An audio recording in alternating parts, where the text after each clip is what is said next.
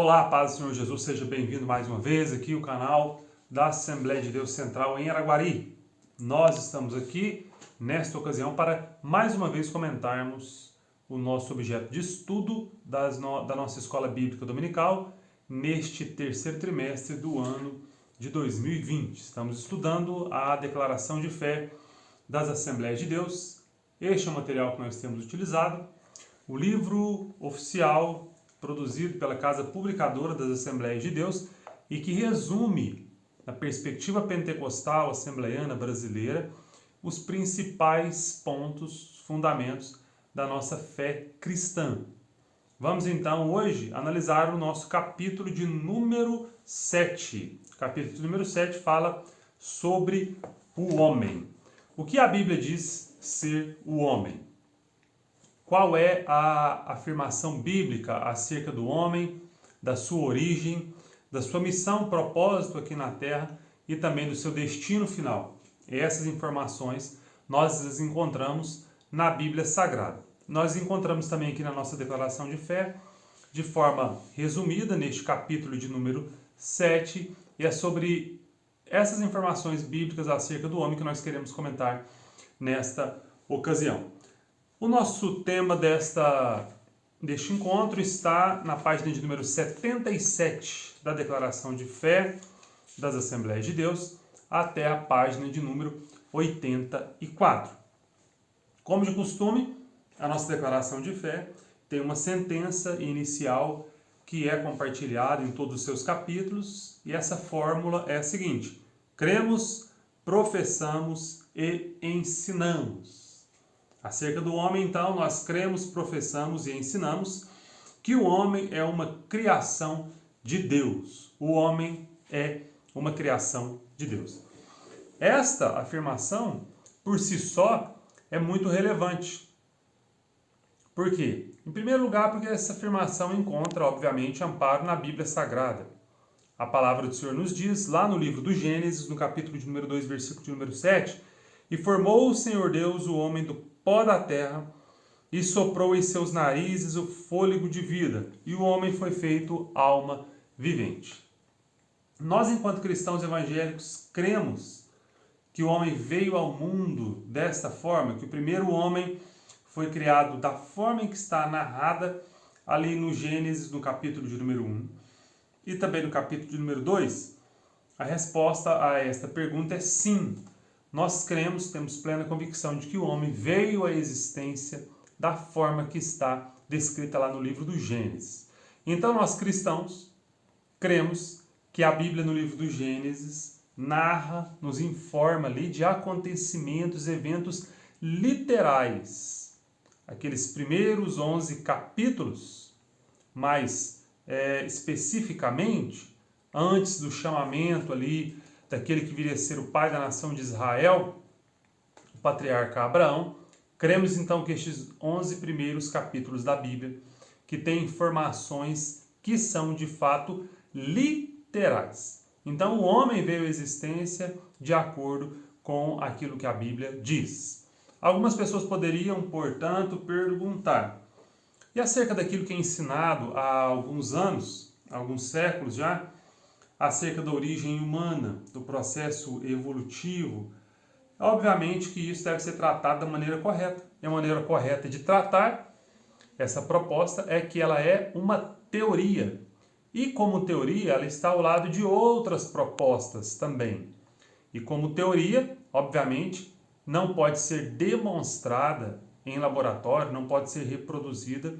E mais importante ainda nós notarmos que certamente, aquele que é conhecido como evolucionismo partiu e parte de um princípio, na grande maioria dos casos, da não existência de Deus. Ou seja, o naturalismo, que já de cara pressupõe a inexistência de Deus, o naturalismo está por trás, em regra, de toda proposta aí que acompanha o evolucionismo.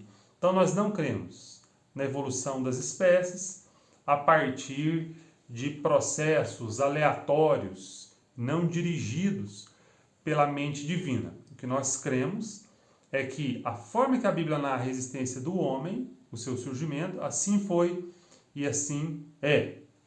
como está no livro do Gênesis, capítulo de número 1, e também no capítulo de número 2.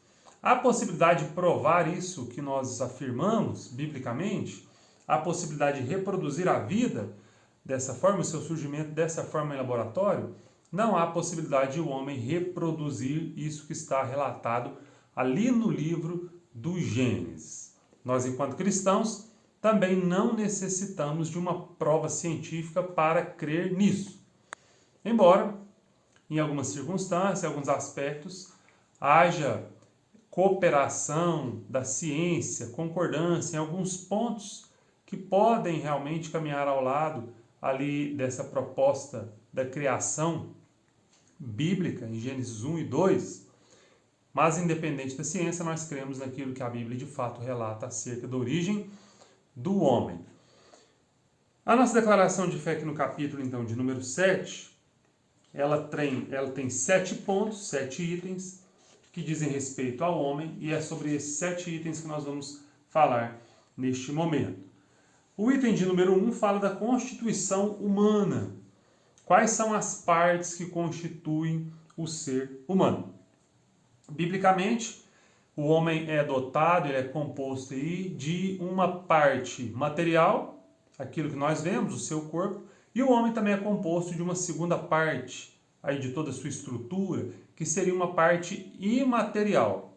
Esse aspecto imaterial, composto por 2 componentes, seria a alma e o espírito. Essa perspectiva é conhecida biblicamente, teologicamente, como a tricotomia do corpo, que o homem é composto então de corpo, alma e espírito. Daí dizer a Bíblia em 1 Tessalonicenses, no capítulo de número 5, no versículo de número 23, e todo o vosso corpo, alma e espírito sejam plenamente conservados, irrepreensíveis. Então o texto claramente fala de corpo, alma e também espírito. Falando então da parte material do homem, o nosso item aqui de número 2, o corpo. O corpo é aquilo que é visível, é o invólucro, por assim dizer, da nossa alma e do nosso espírito. O corpo é a matéria, o corpo é aquilo que pode ser apalpado, aquilo que pode ser tocado. O corpo é aquilo que nós vemos acerca do outro indivíduo. As suas características físicas, como, por exemplo, a altura, as dimensões do corpo, cores do cabelo, dos olhos, características peculiares da face do indivíduo, etc. e tal. Então, o corpo é aquilo que nós podemos ver, aquilo que nós podemos tocar, é por meio do que nós podemos também exercer tantas outras atividades que refletem, em muitos casos, por exemplo, aquilo que está no interior do ser humano, na sua alma e no seu espírito. Rejeitamos a ideia de que o corpo é terminantemente mau.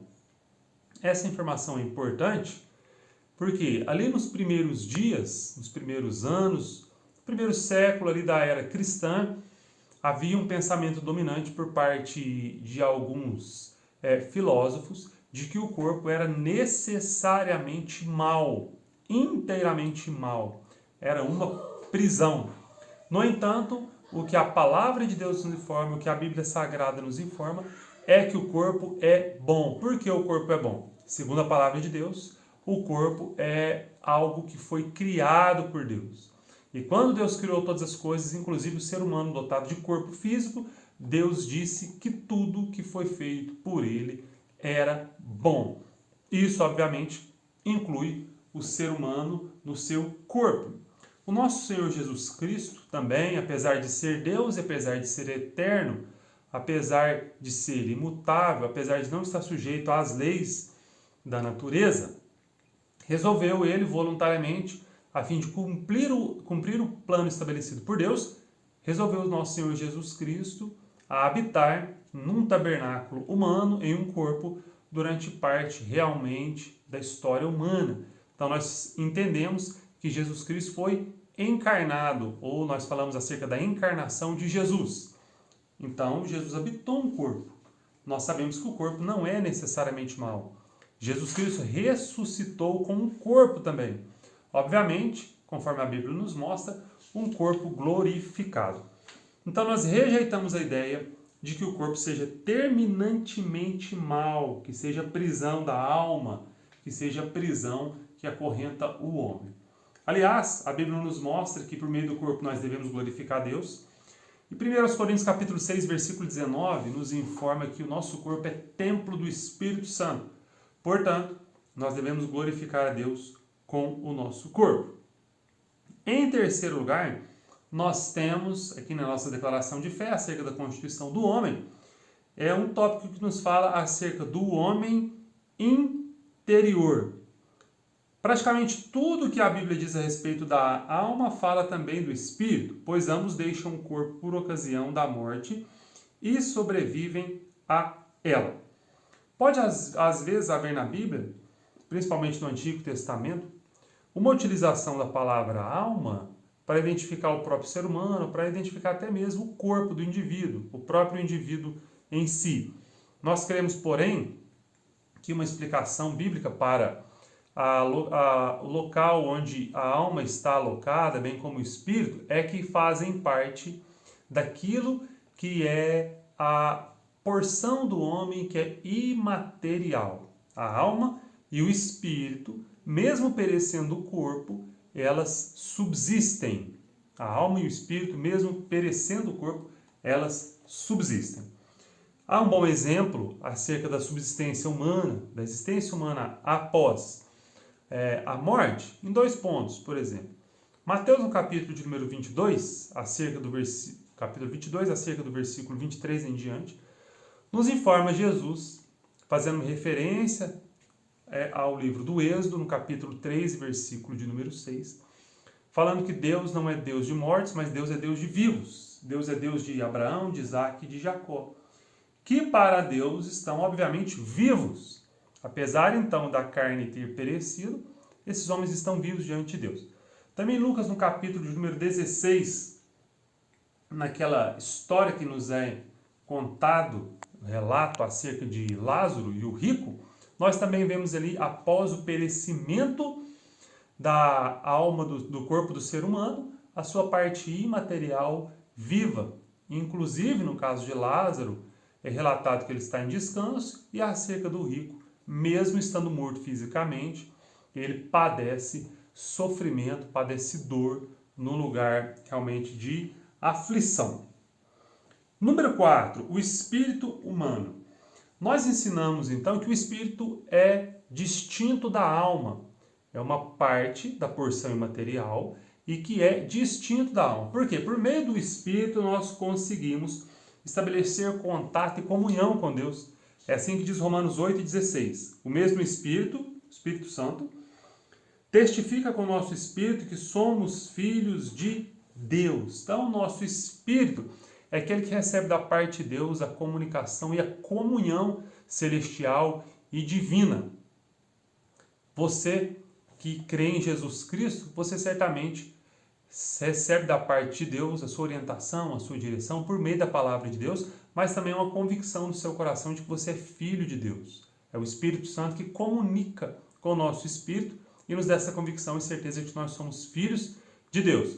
Por outro lado, pessoas que não têm a sua fé firmada em Deus, muitas delas vivem emocionalmente, espiritualmente perturbadas. Certamente porque o seu espírito não mantém comunhão com Deus.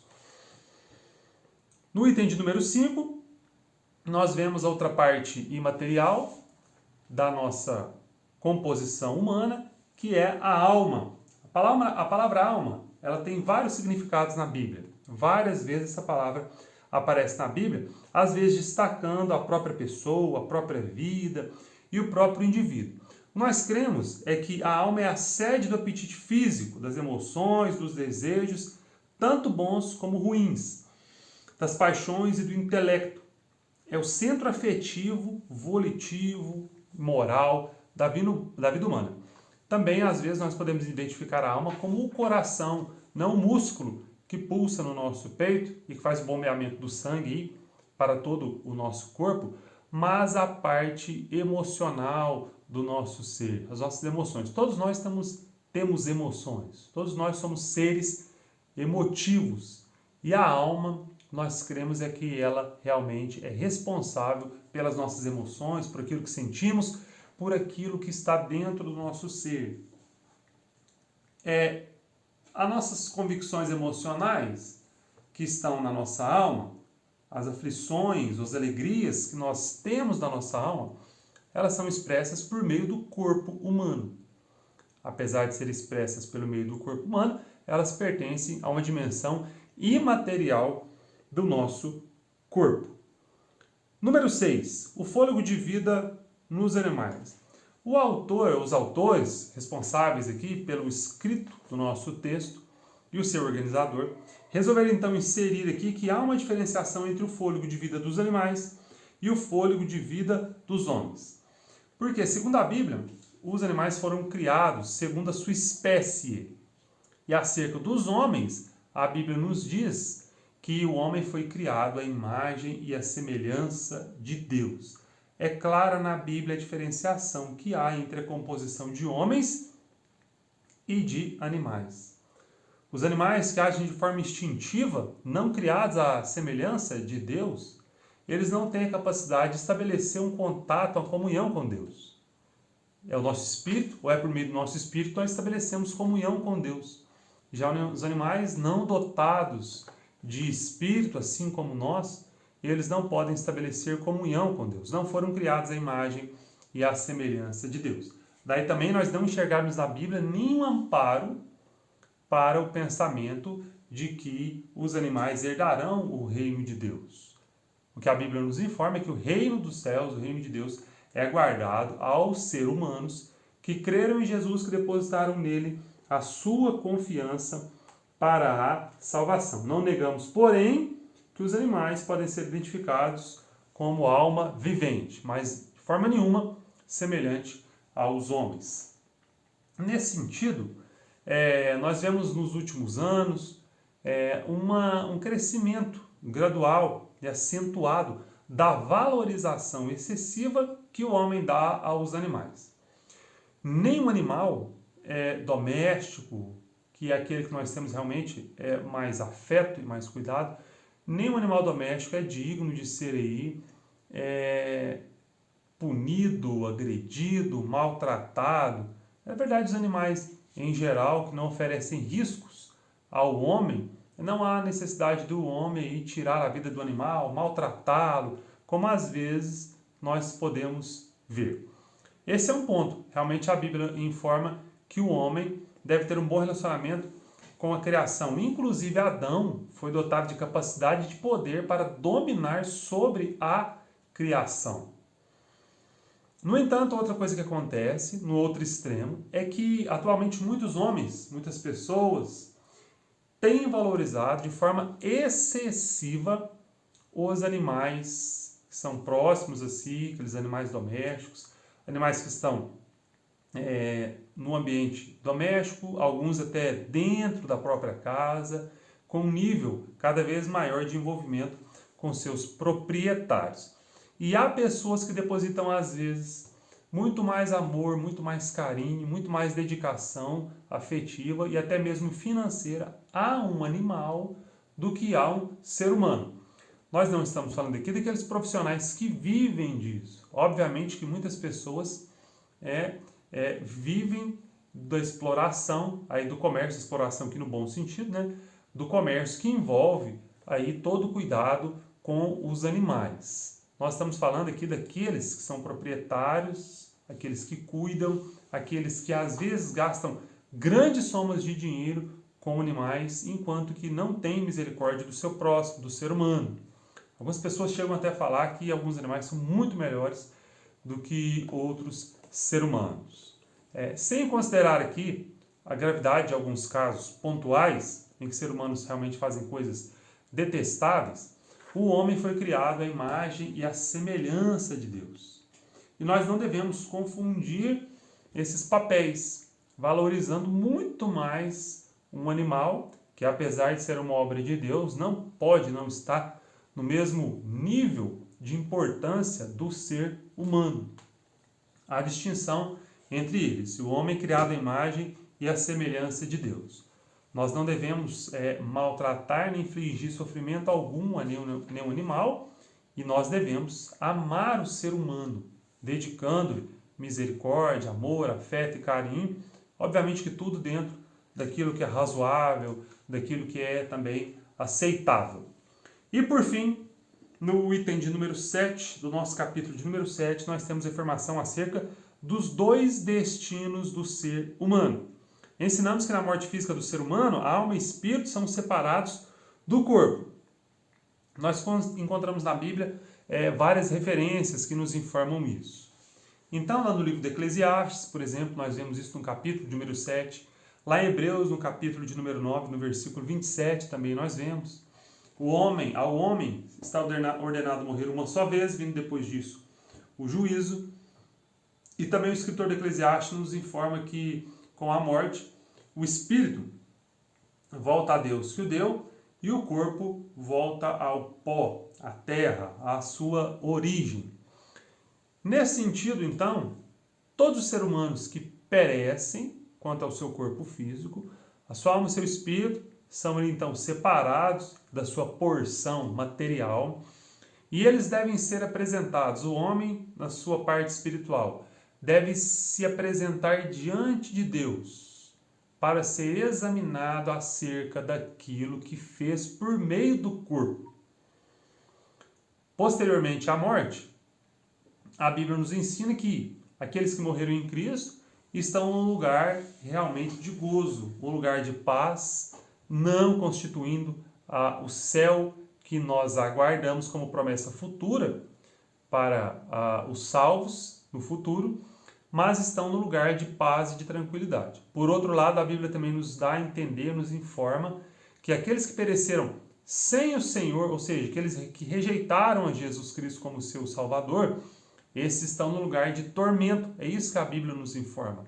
E a Bíblia também nos informa que no futuro, depois do juízo final, todos aqueles que rejeitaram o Senhor serão definitivamente julgados e condenados ao padecimento eterno no inferno. Já aqueles que foram salvos pela misericórdia, pela bondade, pela graça de Deus, e que não rejeitaram o chamamento do Senhor, esses viverão com o Senhor eternamente no estado de gozo, de prazer, de felicidade eternas.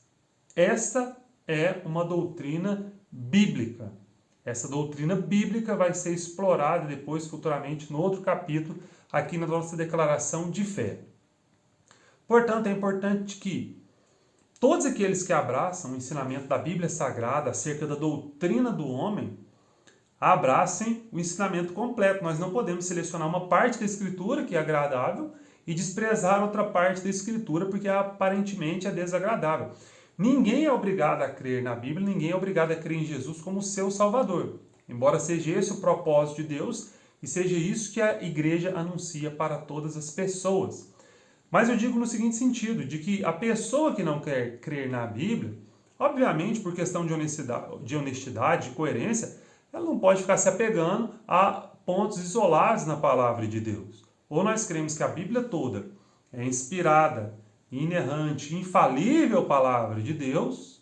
Inclusive nós podemos estudar acerca disso, a formação do cânon da Bíblia, das Escrituras, do Antigo Testamento, do Novo Testamento, avaliar as evidências internas que a Bíblia nos mostra acerca da sua inspiração, da sua origem divina, e nos apegarmos a ela e cremos em tudo quanto está escrito. Ou o homem deve rejeitar tudo que está escrito.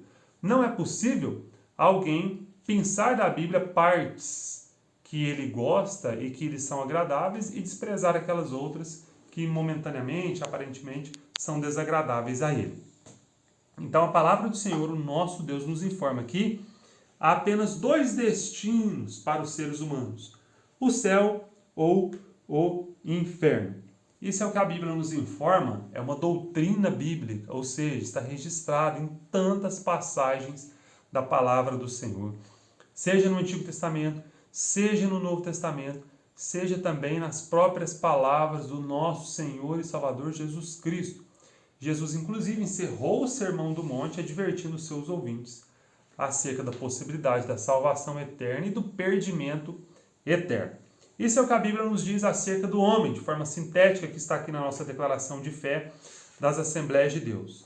Sobre o homem, 7 pontos, então, nós passamos por eles. A constituição humana, o corpo do homem, o homem interior, o espírito humano, a alma humana, o fôlego de vida nos animais e os 2 destinos para o homem pós a morte. Este é o nosso comentário acerca do nosso capítulo de número 7, e nós estaremos estudando com a bondade, com a graça de Deus, na nossa escola bíblica dominical, aos domingos, a declaração de fé. São 24 capítulos que nós temos da nossa declaração de fé. Nós estamos no nosso capítulo de número 7. O que nós temos da declaração de fé, como já afirmamos na outra ocasião, é a interpretação autorizada das Escrituras por esta denominação, a Assembleia de Deus Central, ou melhor, a Assembleia de Deus no Brasil. É a nossa perspectiva pentecostal assembleiana acerca das Escrituras. Leia a Bíblia, estude a palavra de Deus, apegue-se a Deus. Como ser humano, como homem, nós fomos criados por Deus, a nossa origem é divina. Nós fomos criados por um propósito, para um propósito. Em primeiro lugar, o propósito de ter comunhão com Deus. Deus criou o homem não para viver distante de si, mas Deus criou o homem para que estivesse perto, para que tivesse comunhão com Deus. Se nós não temos comunhão com Deus, de fato algo está muito errado na nossa vida, porque nós não estamos cumprindo o propósito para o qual nós fomos criados. Nós não fomos criados para fazer tudo aquilo que nos agrada, pois Deus nos criou dentro de propósitos, dentro de parâmetros que são para a glória de Deus e para o nosso benefício. E por fim, nós cremos que, além da nossa origem divina, o propósito divino para as nossas vidas, há um futuro também que aguarda o homem, e esse futuro, segundo a vontade de Deus, é que seja com o Senhor, eternamente.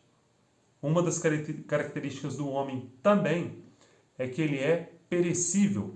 O homem perece, o homem morre, o homem passa. Costumo pensar no seguinte exemplo. Dificilmente nós conhecemos, tivemos contato ou nos lembramos daqueles que se passaram por nós, os nossos antepassados, 3 gerações antes de nós.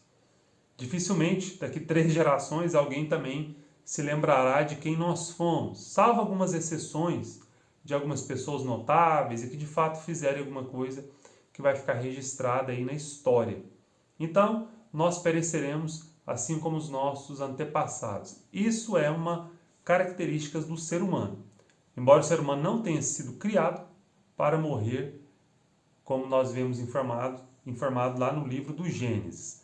Mas a nossa esperança em Cristo Jesus não está somente nessa vida, conforme o apóstolo Paulo nos informa na primeira carta de Paulo aos Coríntios. Então nós não esperamos em Jesus somente nesta vida.